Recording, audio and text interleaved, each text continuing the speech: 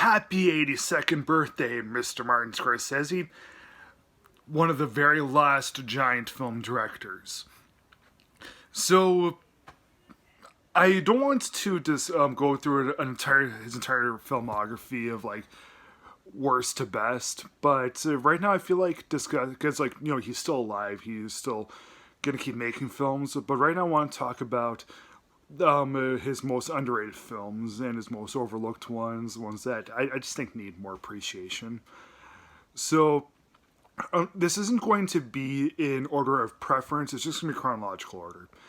So, yeah, Scorsese's most underrated from when he first started off, Mean Streets.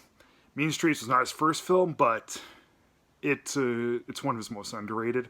After Hours, which really everyone agrees is his one of his most overlooked films. Everyone calls it his most underrated, but the movie is so well loved. It's not really underrated, but when he ended up doing Last Temptation of Christ, that is one I also think is superbly underrated. I know there's a lot of atheists nowadays and lots of non-religious people, but go into Last Temptation of Christ with an open mind, and it does challenge the duality of Jesus, and you'll respect all of the ideas. It's a great film, very very spiritual, very very changing, life changing. Another underrated film of his is Cape Fear from 1991. He was fresh off of Goodfellas. Obviously, Cape Fear from 1991 isn't as good as Goodfellas, but come on, Cape Fear from 1991, it's an awesome film. It's awesome. And yes, I do think Cape Fear from 1991 is better than the original one with Gregory Peck and Robert Mitchum. The Age of Innocence from 1993. The reason I consider that one to be underrated is because it's kind of like the case of Mean Streets and After Hours. Acclaimed, but people don't remember it. People don't talk about it anymore, and that sucks. Right after that, Casino. Now, I personally adore Casino. Yes, there are some things that Goodfellas undeniably does do better, but there's a lot of things that Casino does better than Goodfellas. Kundun, very very underrated film about the Dalai Lama, and it's one of my favorite biopics actually. So pretty much anything from Cape Fear to Kundun, underrated.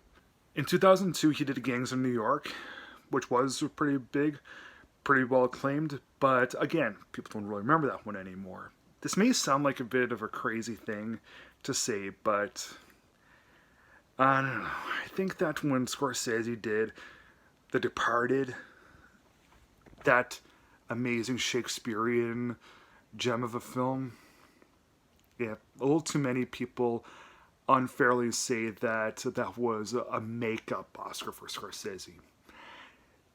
If Scorsese won the Oscars for Goodfellas, Raging Bull, and Taxi Driver, I still think he would have won easily for The Departed. It's that good of a film.